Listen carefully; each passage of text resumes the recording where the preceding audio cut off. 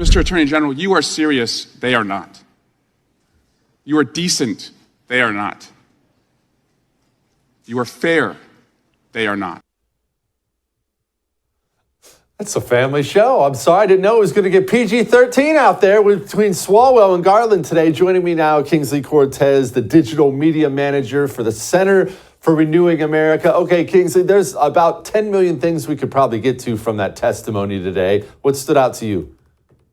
I mean, it was absolutely preposterous to watch Eric Swalwell say something like that. He was fawning over Merrick Garland more than he's probably ever fawned over Fang Fang. We all remember her. Listen, Merrick Garland should be imprisoned at best, impeached at worst. This is a guy who has totally oversaw the weaponization of the Department of Justice. He has gone after Catholics who like traditional Latin masses. He's gone after school board parents. He's gone after the January 6th peaceful protesters. He's gone after presidential candidate Donald Trump through Jack Smith in an attempt to subvert the 2024 election.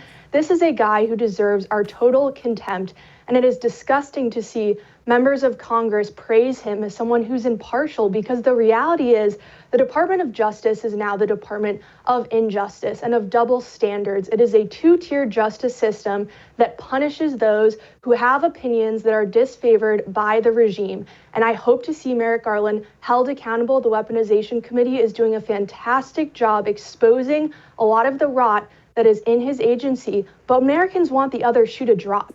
We don't want to just gather evidence. We want action. What are we going to do with all of this that we uncover? I think we should defund them, and I hope to see Republicans fight for that, especially as we enter this continuing resolution spending battle. Yeah, how confident are we that we're going to get anything done in that continuing resolution battle? Because you'll have to forgive me, Kingsley, I don't have a whole lot of faith in the old GOP. I'm with you, Jesse. Sadly, I don't either. I always say I have battered wife syndrome with the GOP. You know, they promise me one thing, tell me they love me when they're on the campaign trail, and then they sell me out and stab me in the back.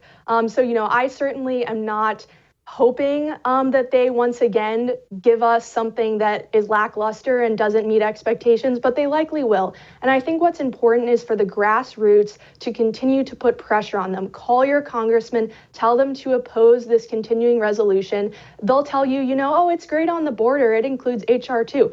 That's just one piece of this weaponized puzzle, right? It doesn't do anything to stop what the DOJ is doing, what the FBI is doing to make your life worse.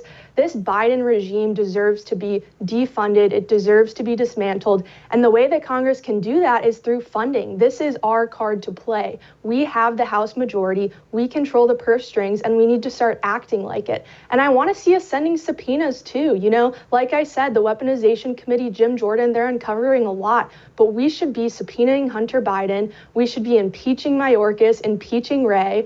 And we just need to put these guys on the hot seat, because for too long, they've gone unchecked and been unaccountable to you, the voter. That brings me to immigration. Sadly, this is an issue states can do little about. They can do a little, but they can't do more than a little. And, well, here was this little report from Fox News. Emily. Oh, here you go. You got people coming in now. Take a look at this. A lot of young adult men being let through now. So every person who was just let through is appears to be a single adult male. Brian, if we can turn around really quick. I don't know if they're all with the same group. Let me try to ask them really quick.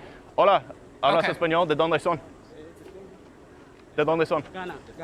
Ghana. You're from Ghana. Okay. Yeah, I'm from Haiti. You're from Haiti. Where is everybody else from? ¿Hay alguien aquí que puede hablar inglés? Where? Haiti? Haiti? Why did you decide to come here? Brazil. Pardon? Brazil. Brazil. You're from Brazil. She was living in Brazil. Got it. Okay.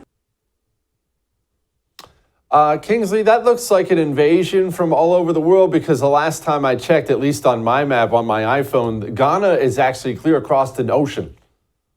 Right. I think it's important to point out, you know, none of these migrants that we're seeing in these videos are actually from Mexico. They're from all across the world. They're totally unvetted. We have no idea how they got here, who paid for them to get here, right? Because someone has to be funding that. It's not cheap to just suddenly get from Ghana to Mexico. That takes a little bit of money. So there are NGOs internationally that are funding these organizations. We need to put a stop to those. And you called it an invasion. You're absolutely correct. And what's worse is this is a state sanctioned invasion. The Biden administration has no interest in stopping these people. They're actually welcoming them here, and they are incentivizing them to come by giving them things like free healthcare, free housing. We see videos all the time now of New York City just overwhelmed. Their hotels are being forced to house migrants. It's absolutely ludicrous. And these individuals are dangerous. They're criminals. They come here and they commit crimes, and they don't contribute to our society in a productive way. And for some reason, we're still being told that we need to put them before the interests of Americans.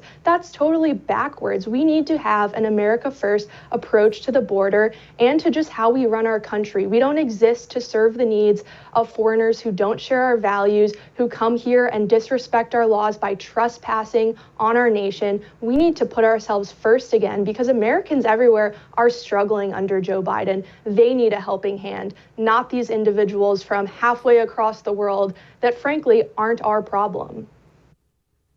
Yeah, to put it mildly. Kingsley, thank you. Appreciate it. Come back soon. Thanks so much, Jesse.